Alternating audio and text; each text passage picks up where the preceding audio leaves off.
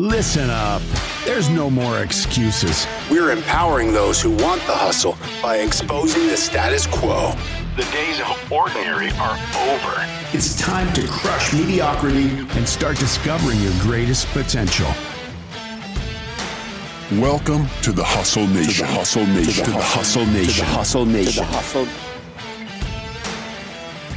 Welcome back to another episode of the Hustle Nation podcast. Today, as always, we've got a real treat. Miss Laura Ora is in the house.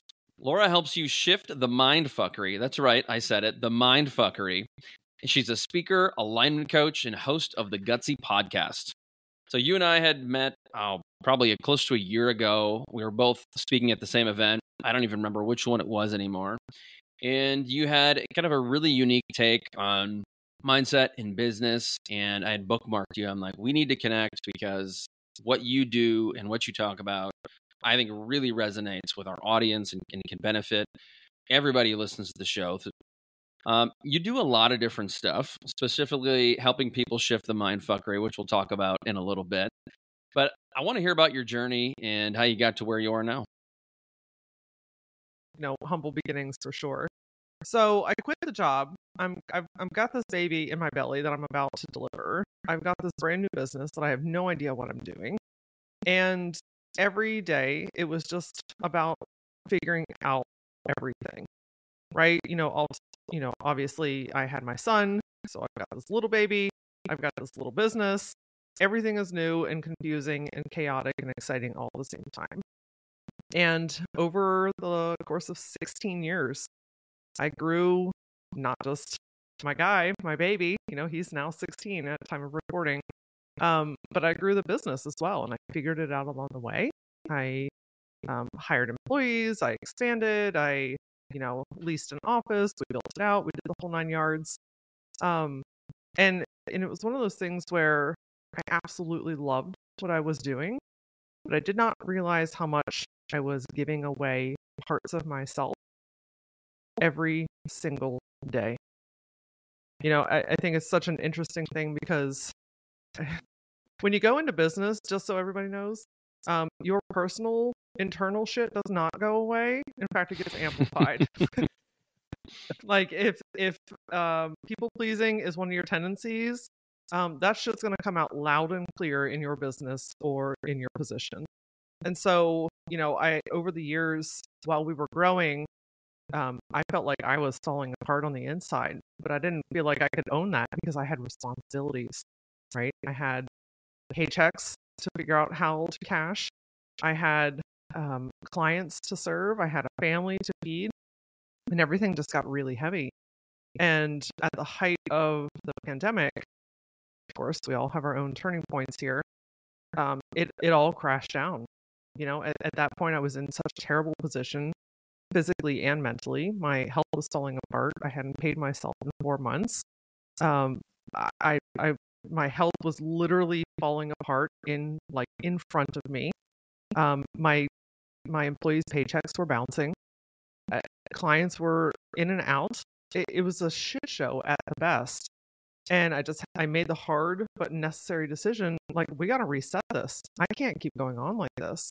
And it's really hard, I think, sometimes when you're in that position because you do have that sense of responsibility. And in many ways, I feel like I did have failing moments. But I think one of the most important things that I learned from that was that did not equate that I am a failure. It means that I'm a human being and I was learning something. And unfortunately, that ended up affecting others. So I released my whole team all at once, packed up all my shit. I came back to my house.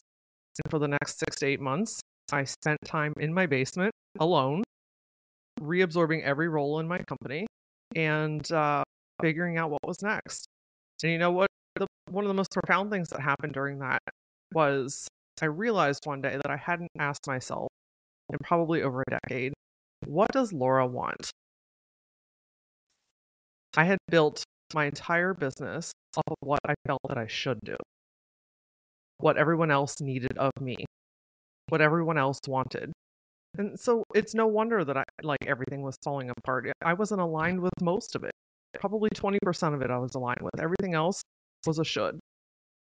So I started to really like unpack what that meant.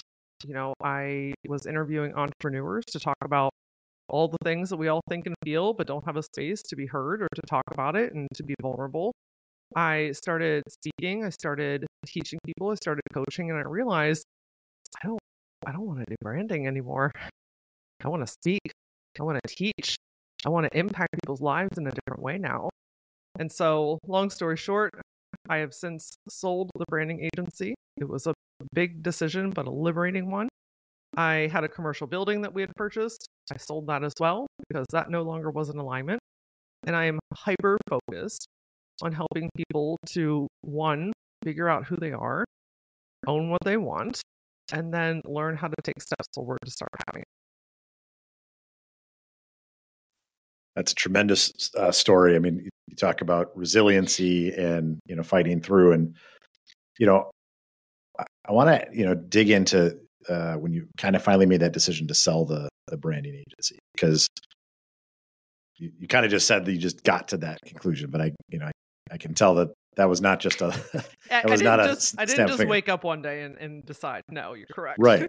And I think a lot of times this is when people are making pivots like this in life, they think sometimes it's got to be a snap judgment, or it's got to be an all or nothing, or it's got to, and in reality, when you talk to most people, it tends not to be that way. So can you just share, just kind of how you even got to that self-revelation of what do you really want, and how did you have the confidence to make that pivot? Yeah, for sure. So in that period that I was talking about, that like 6 to 8 month period, it was just about survival, right? I mean, we're not at that point even talking about making any life changes other than can we get to the end of this day? And that's the honest truth. And I think a lot of people can relate to that. And so as all of that dust started to settle, as the world started to shift into its new reality, as like I was no longer trying to just save everything got like, back to a new cadence and to a new normal. I decided, honestly, and this is a good thing that I want everyone to know too, is I decided in that moment, one of the things that, like, what does Laura really want? Laura found out that she does not like being a boss. I don't like having employees. And it's something that I never felt like I could own, because that's just how you build a business, right? Like, to be successful, you have to have employees. Wrong. There are dozens of different ways, hundreds of different ways to be able to grow a business successfully the way that you really want to. So, side note there. But beyond that, I was running the agency then on my own in a different way. I had a great group of phenomenal freelancers that were working with me, so it was restructured in a new way. And what I started to notice was how I felt going to work, doing my work, like promoting my work. I'm just very adamant about tapping into how I feel, what I'm saying to myself, like self-awareness. Again, underrated tool, my friends. Self-awareness is everything. Your body is a compass that's forever trying to talk to you. Your only job is to listen. And so I started to notice, like, oh, I haven't wanted to promote branding for months. I haven't wanted to strategize what my next step is.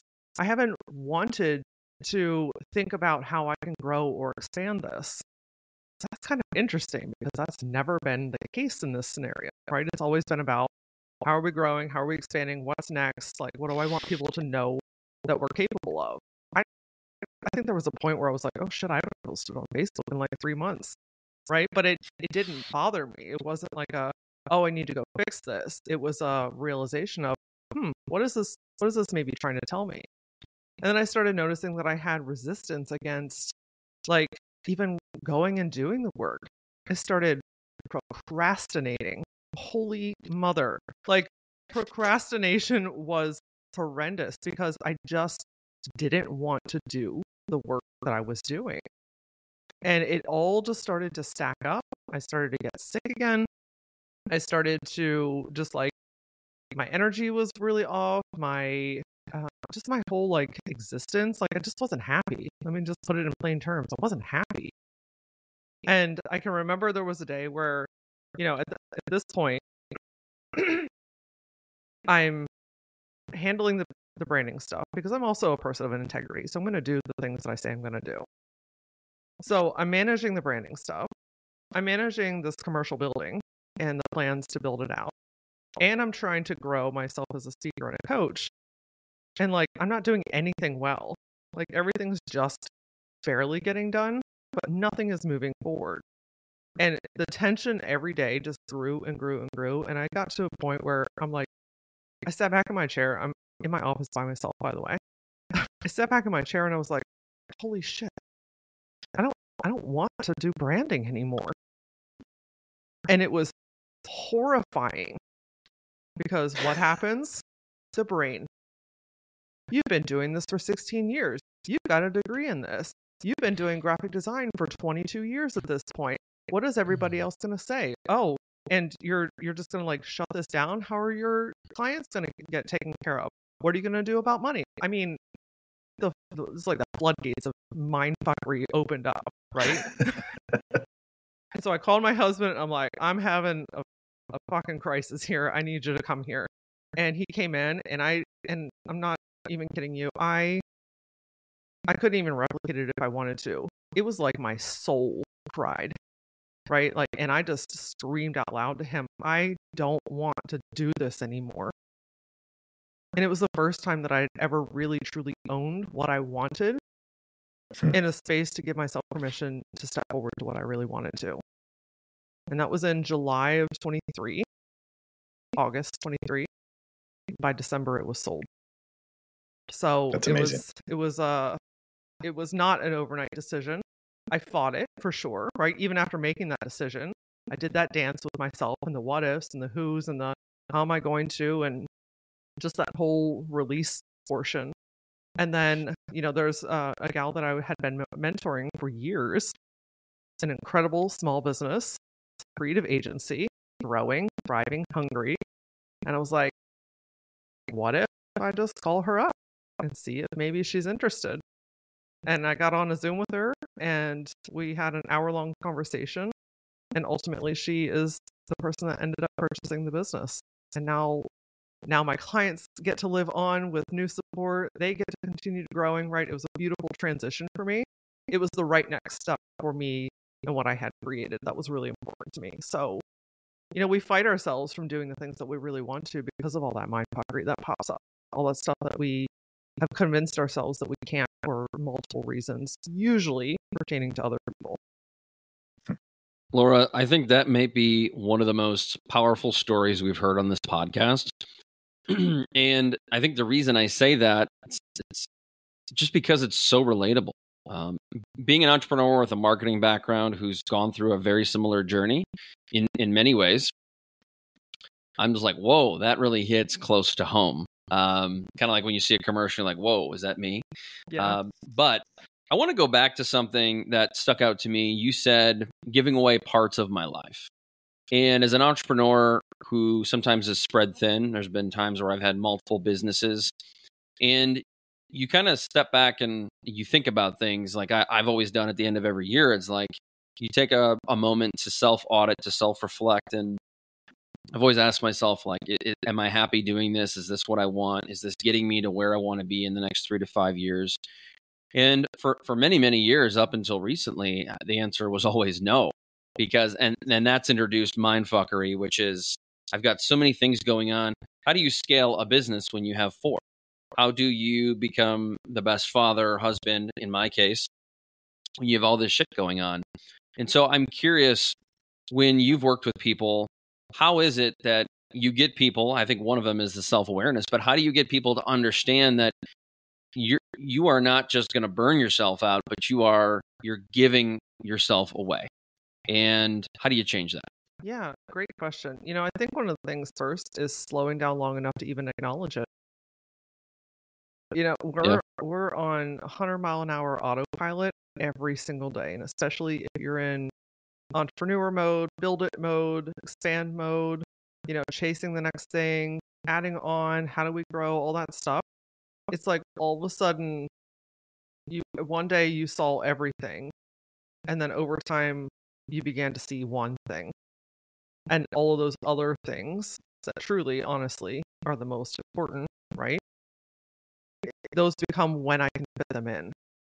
This becomes like, oh, we haven't done anything for weeks. Oh, we haven't gone on vacation. Oh, when I'm with my kids, I'm not present. Like, you have these little moments and it's like, oh, I want to fix that. But then it's like you snap right back into that laser mode. Right? And so you have to slow down long enough to even acknowledge, what do you really want?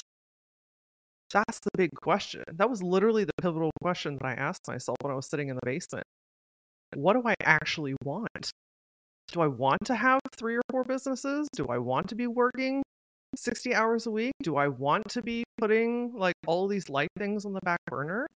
Right? Like, there's different seasons of life and business for sure. And there's definitely certain times in business that it requires more of your attention. But we get like honed in on like that just becomes the new normal. And we forget about all the other things that we really want and that are important to us. So that's where you have to start. You have to slow down long enough to acknowledge, is this how I want to live? Like, do I feel like do I want to run these businesses, or do I feel like I have to? Do I want to continue to push and to grow, or am I actually really happy at the level that I'm at? Right? It's always this push for more, and sometimes that's true, but more often than not, it's not. It's just more for the sake of. So how do we connect some dots? You say, what is it you really want? When I say that, or when I hear other people say that, I translate that to, what is your vision? And I am shocked when I talk to people, I ask this question a lot. How many people, and we talk about this a lot in our business, I can't believe how many people don't know what they really want. I have no idea. So how do you solve for that? How do you help people? Because that to me seems like one of the first steps to getting out of this mindfuckery problem. Yeah, for sure. You know, more like, I would say 9.5 times out of 10, when I'm sitting across from someone, whether it's in person or in Zoom, and I'm like, what do you actually want? Deer in headlights. I have no idea. No one's ever asked me that before. I haven't thought about that in a long time. Right? Like, we feel like we don't have permission to even explore that on our own, let alone have the time to explore it. Right? Like, time always ends up being kind of a sidekick to these things, because I don't have time. I've got too much to do. I got a full schedule. Okay, well, that could be a whole separate podcast episode, because that's a different type of mindfuckery, where we're unintentionally doing the things that we don't want to do to avoid the things that we actually want. There's actually a saying that I do TikTok videos and reels on that always gets people like pleasantly wound up. And that's, the thing that you want the most is often behind the thing that you resist the most. And so if you start looking at, what are you resisting? What are you avoiding? That can often start to lead you down a road to show you what's actually really important to you. Because the want isn't always about like the grand scheme of life. Sometimes that's too overwhelming to really picture, especially if you haven't gone down that road in a while. But if you start to notice, like, I really resist having any kind of downtime. I'm not relaxing. Like, you know, my calendar is consistently packed. I'm hustling all the time. I'm running every which way. Let me maybe just sit with that for a minute. If I'm resisting it, maybe what I actually really want the most is some white space in my life. But I'm unintentionally resisting that by packing my calendar, by overcommitting to things, by doing too much stuff, by saying yes to stuff I wanted to say no to, right? Like, the want could be like singular things, could be seasonal things, could be just like right now type of things. So if you start to shift from what do you want, I'm not asking you to figure out what you want in life for the rest of your life. I'm asking you, what is important to you right now that you're unintentionally sabotaging? And if we start to really like massage it in that way, you can start to uncover, like, you really get to start unpacking little pieces of your life, and you're like, oh shit, like, I didn't even realize. And that's the thing. I didn't even realize I was doing that. I didn't even realize that I wanted that, right? And so when we start to pair those things together, you can really start to get a lot of information about yourself for yourself. You know, Laura, I heard 3 things kind of come from that, right? You know, self-awareness, asking yourself questions, and time. And you know, self-awareness is such an interesting thing, because if it was just that easy, everyone would just be self-aware, right? Sure. But how many people that we run into where they think they're self-aware, but you need sometimes an outside force to help with that. And I think about a conversation I just had recently, going through kind of this visioning exercise with someone, and it was the asking questions, and frankly, just a little bit of time to actually ask yourself these questions and to think through it. Because like in this conversation, what I thought was interesting is this person basically set an income goal, right? Like, I want to make so much money in 5 years. And then through dialogue, it was like, okay, great, but why? And even in that, right, the gut reaction was, well, because I like nice things and I want this and I want that and whatever. And it's like, really? I mean, really? Well, not. I mean, yeah, I do, but I guess that's not. And then you ask more questions. What it really came down to, it was about their family. Like that's actually what was really tugging at it, right? But it took a couple hours to get to that point. But when you think about how much clearer you can be, and just sometimes people think they need to think about this for months and years. Sometimes it's just take an afternoon. Create some white space, ask yourself some questions, right? Just think, challenge, write those things down, challenge your thinking. And that's, to me, what I really pulled from what you were talking through, right? Is just a lot of times we can ask ourselves these questions, but we're so quick to say, well, I had this thing in 15 minutes. So, well, that's not really enough time to be really thinking through, It's not a, what are you resisting? What are you embracing, et cetera? yeah, 15 minutes, don't get me wrong, can be powerful if you're just like, chilling out for a second, but it's usually not enough time to really like have an aha moment and to make a noticeable shift in your world. You could have a moment, but you have to give yourself the time and permission to also sit with it. Let it marinate for a little while, because on the other side of that, then we go into fix it mode. How do I flip the whole table over and change it today? I had a realization, so I want it all fixed tomorrow because I don't want to be uncomfortable anymore. I'm telling you, if you give yourself the time to sit in your discomfort for a little while, you will make bigger changes in that period than any quick fix moment that you'll ever have. What's up, listeners? I just wanted to say thank you for being a part of the Hustle Nation community. We are absolutely thrilled and honored that you listen to our show. I wanted to take a break to share a special resource with you. I'm talking about our 2020 Vision Guide. This is a pivotal tool we use in our workshops where participants typically invest thousands of dollars for transformative experiences. Imagine having a crystal clear, actionable roadmap to not just meet but exceed your personal and professional goals. That's the power of the 2020 Vision Guide. And here's the best part. We're offering it to you for free. This is your chance to leverage a tool that has propelled hundreds of people achieve unparalleled success. Visit our website now. I'm including the URL in the show notes below, where you can download our guide and start your journey toward clarity and achievement. Don't wait. It's time to create the life you deserve today. Now back to the show. 3 points. Laura, speaking of that, you said a lot of people want white space. I think for some of us, maybe it's a man thing, I'm not sure, but some of us don't know we need white space. And I'm going to take this to another subject that I'm going to try to connect some dots. Tell me if I'm right or wrong. But the last couple of years, I've really tried to take care of myself. And I've felt like self-care is what helps me fill the cups of others. So I can't fill the cup of my family, my friends, my clients, unless I'm taking care of myself. I got to fill my cup. So by doing that, that could mean a lot of different things. It could mean going out and playing golf. It could mean going on a long walk or a run. And when I'm there, especially if I'm not listening to anything, it is a time to sit with my thoughts, good, bad, or indifferent. And that to me is oftentimes the white space where I can have deep thoughts, where I create a lot of ideas. Believe it or not, it's when I'm running or walking.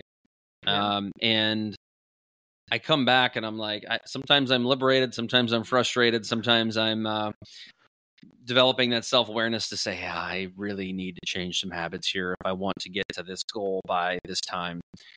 What do you think about that? Yeah. Well, I just grabbed a piece of paper because my brain was like, oh, there are things that I want to say here. Let's just honestly open the playing field here for a second. Self-care has been skewed in every direction humanly possible. And self-care for men historically has been seen as weak. And for women, it's been seen as selfish. It's literally I how call it bullshit. has been framed. I absolutely call bullshit alongside you. Since when did like taking care of your body become a bad thing? Since when? I think it's a necessary thing. It is a necessary You should be proud of it. human thing. Absolutely. And that's the reframing I think that we're actively, collectively working on as a society, is that taking care of yourself is not this like lavish, self-explorative thing. It's like daily maintenance, in the same way that you brush your teeth every day, hopefully. in the same way that you're sleeping every day, in the same way that you're showing up for your business or for your kids or for your spouse, right? Like, why is taking care of your physical and mental body a bad thing? It's not. It's a necessary thing. Because what happens? I would imagine the three of us have all been here at some point or another. You neglect it, you forget about it, you don't prioritize it. It's not in the forefront. And what happens over time? It catches up to you. Whether you think it will or not, it always will. And that comes out in your mental health, it comes out in your physical health, it comes out in the way that you respond to things, it comes out in the way that you are with your family, your ability to grow. Like, we have to change the conversation. I don't even want to call it self-care anymore. And I don't know what the right next terminology is, but it's just about like taking care of your human. Like me sitting outside yesterday. I live in Pennsylvania. It's been gray for what feels like 8 years. The sun was out. It was like 65 degrees. And my body was like, go to the light.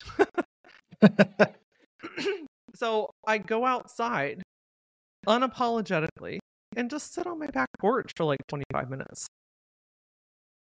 What? That's quote unquote self-care.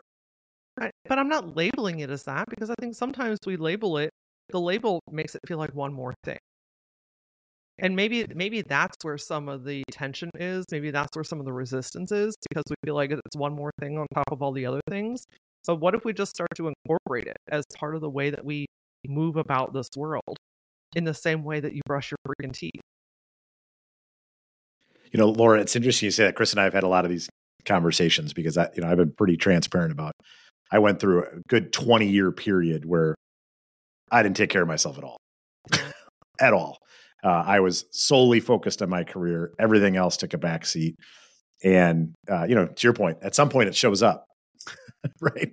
And I think one of the challenges that I saw with it is when you have that linear focus on something, you have success.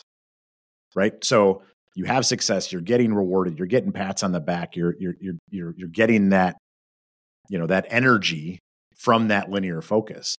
And it's hard to then say, okay, well, I'm gonna just pivot that just a degree. And then, which, as you learn, can actually accelerate it. But you've gotten so entrenched, because, we all know in life, right?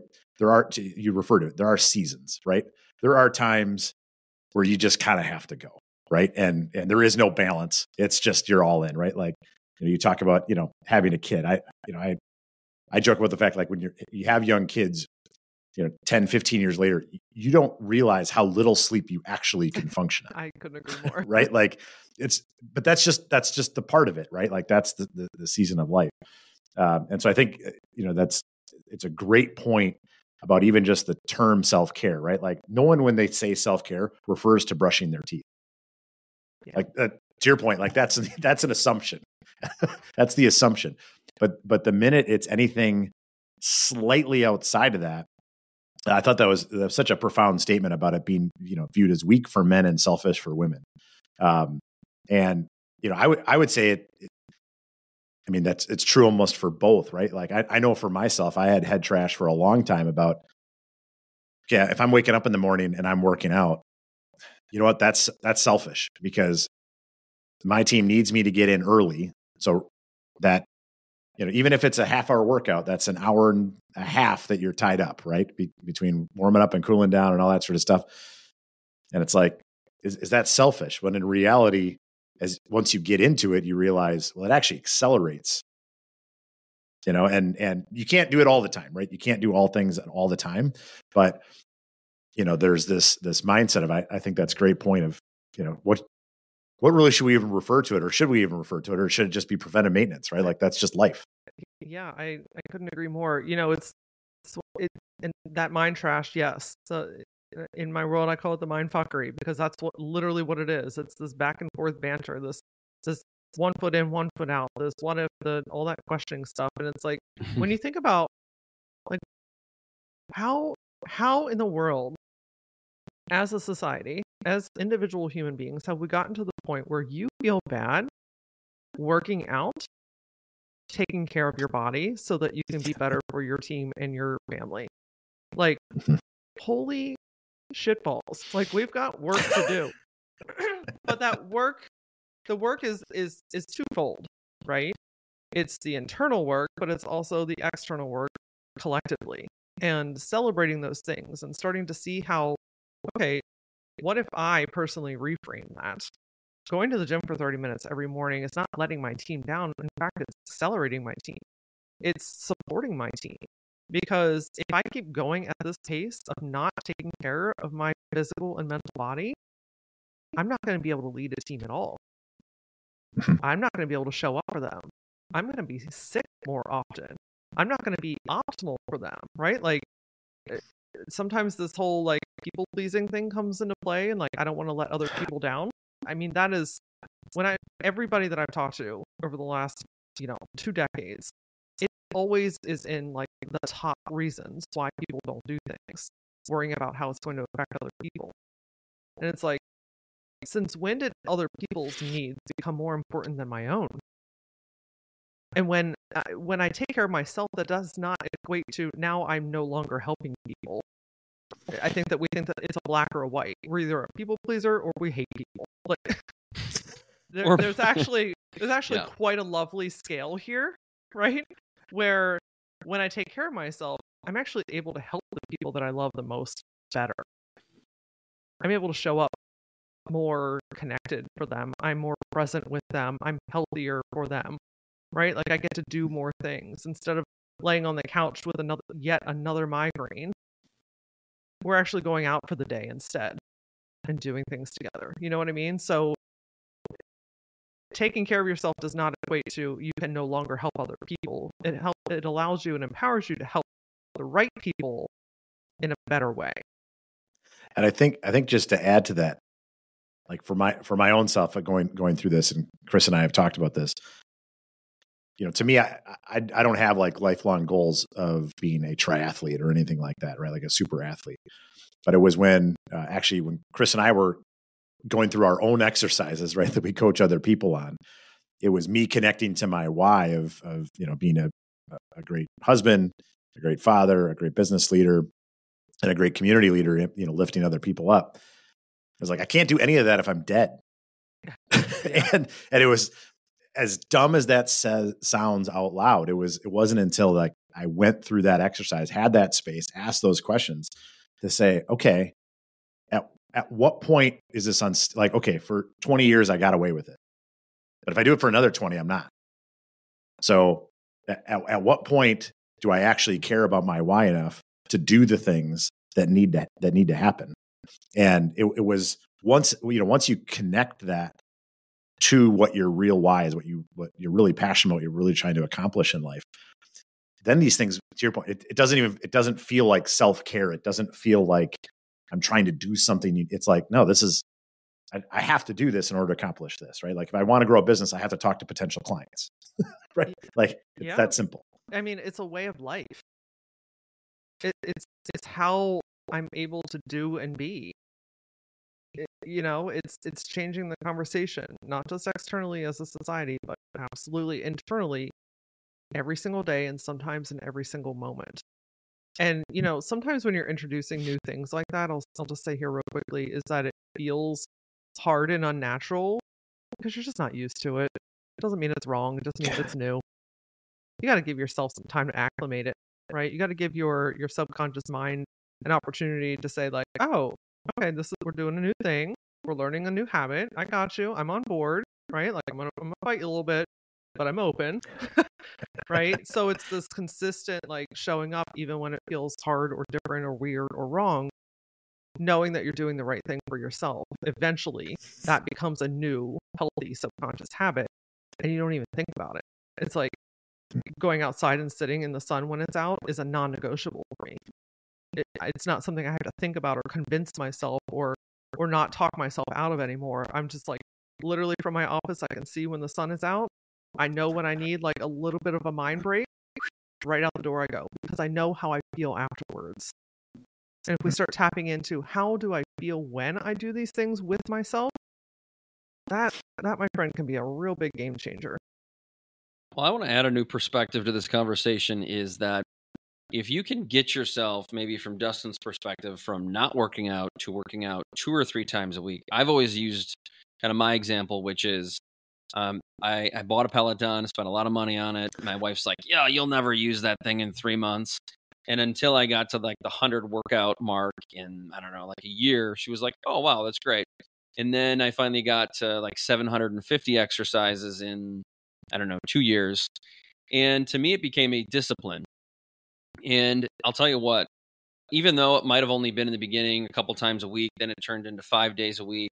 And then sometimes it turned into two exercises 5 days a week. Creating a new discipline was, to me, creating a new habit behavior. And as you said, the last thing you said was feeling. I'll tell you what, mentally and physically, I feel amazing. I feel like I started my day at 5:30 a.m. and I just accomplished something that 50% of the population is not doing. Probably a lot more than that, by the way. And not only that feeling that I get mentally and physically, but I really believe now that I've really started to take care of myself in the last 5 years is that impacts everything else throughout my day. So not only that mental energy and that physical stamina, I can now, pound out 8 hours of work or 9 hours of work, and I can do so with an amazing mindset and amazing attitude because I just feel like I did something really good. So to me, that's about developing discipline because so long when I've looked in the past, I wasn't disciplined. Maybe that was why I wasn't reaching my goals. But I think if you can do that hard thing, you walk away feeling good. Boy, I mean, now you can pour into other people. And that's just my perspective. Oh, I could not agree more. There's something, we'll have to connect on Peloton because I'm looking at mine right now. I'm Laura Ora on the Peloton. Of course you are. Of course I am. What else would I be? I just need to change it on LinkedIn, apparently. That's my the last place that needs to be updated. But, it's one of those things where I know how great I feel after I do it. For me personally, and this is not an ad for Peloton, it's just the truth. It supports not just my physical body, but my mental body. Like feeding good, like healthy words into my mind while I'm moving my body is a recipe for awesome for me.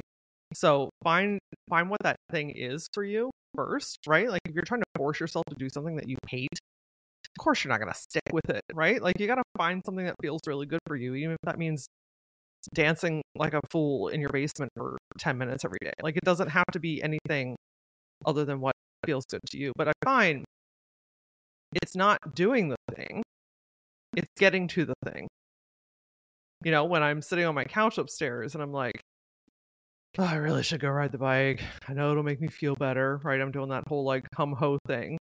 I find that it's really helpful to interrupt that pattern because that's feeding the old story for you. So an interrupter that I like to infuse is, do you want the same or better? Literally, I just, when I notice that like mind fuckery, that shatter start to happen, do you want the same or better? And that's often enough for me to like get my ass up and I come downstairs and then guess what? I've never been mad for a ride on my Peloton. I've never been mad after taking a walk. I've never been mad after sitting out in the sun, right? Like it's forming that new habit and you're 1,000% right, Chris. It's discipline. Nobody's going to come to do that for you. I'm not going to show up and be like, it's time to ride your Peloton, Chris. No, like these are the things that you have to build your own resiliency and your own discipline within yourself to take the steps forward. That's gold right there. I mean, the same or better question. I love that as a disruptor, to just break the log jam, because it's such a great way to get yourself refocused, right? Like to your point, when you're rolling out of bed and it's like, what do I really want, right? It's like same or better. What do you want? You've got to cut that what's happening in the head, because it will run rampant, as we are all very familiar. Yeah, for sure. So, Laura, from your perspective, you talked about a couple of these different things, from disruption to the self-awareness to asking yourself questions. When you talk about kind of breaking up the mind fuckery, as you say, right? Like, is there anything else that maybe we haven't covered that you think is a great takeaway for someone when they're having that kind of self-talk in their head, the voices in their head, so to speak, that are destroying them in many ways? Yeah. Let me tap into that for a second.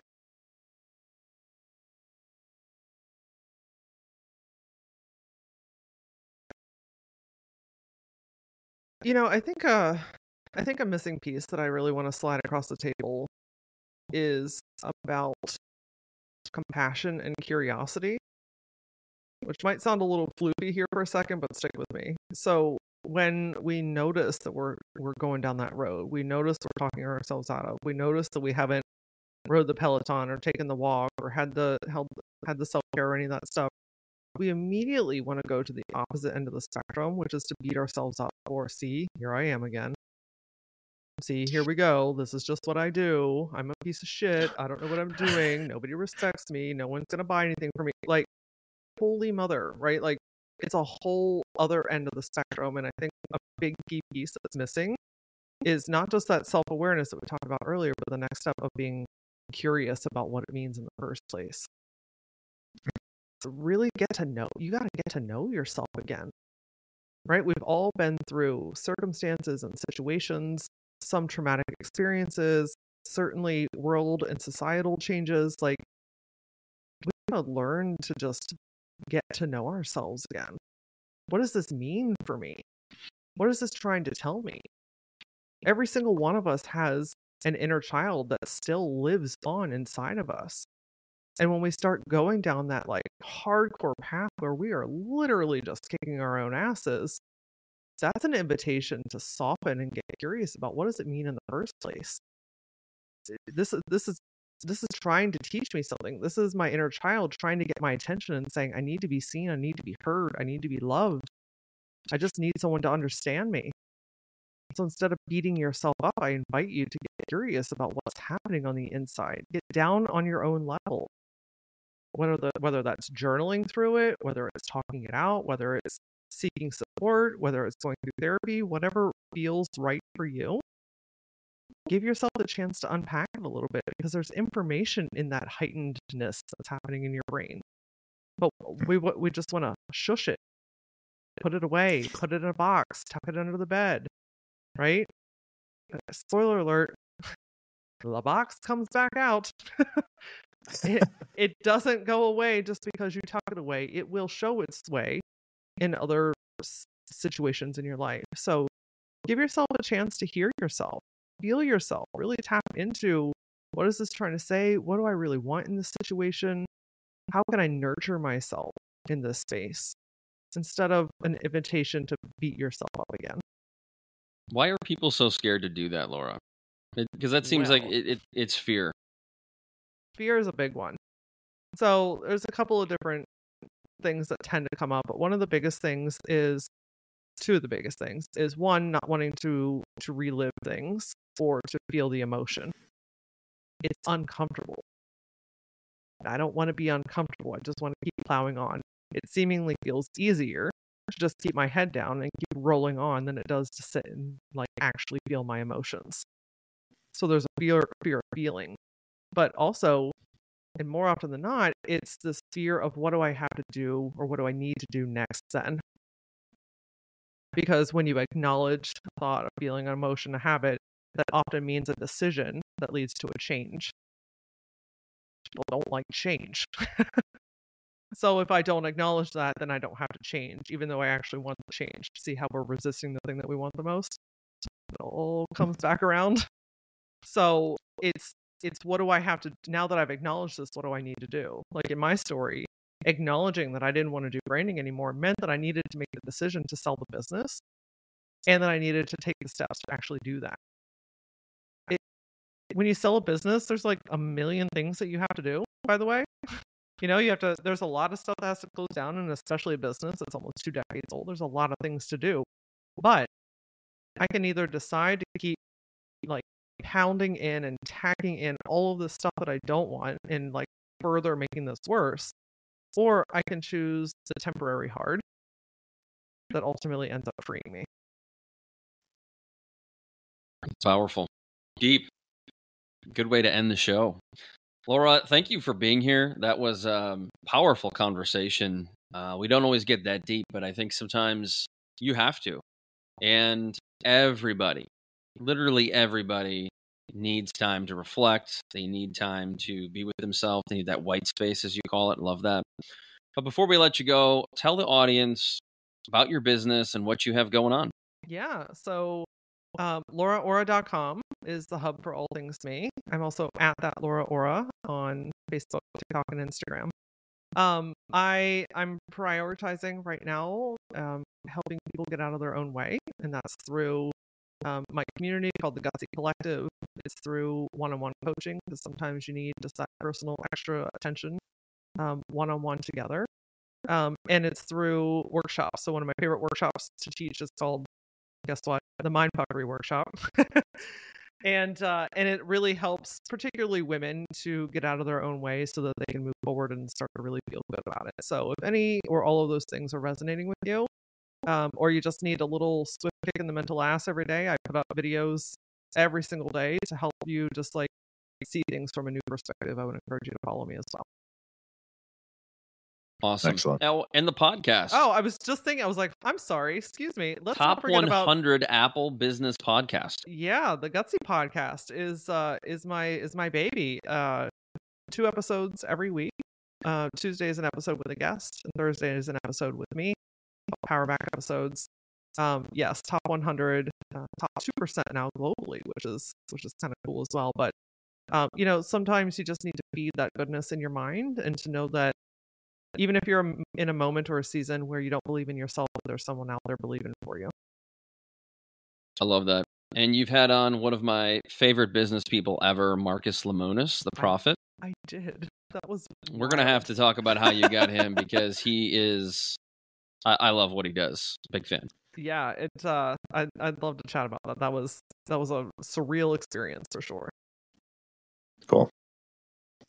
Awesome. Well, thank you for being here. We appreciate that. What an amazing conversation. I think Justin and I talk about this all the time, but we try to bring on a pretty wide list of different guests. And boy, lately it just seems like every episode is a gold mine with different perspectives and ways that we can improve. But I mean, selfishly, it's like I learned something and I'm improving from every episode too. So thank you for being here.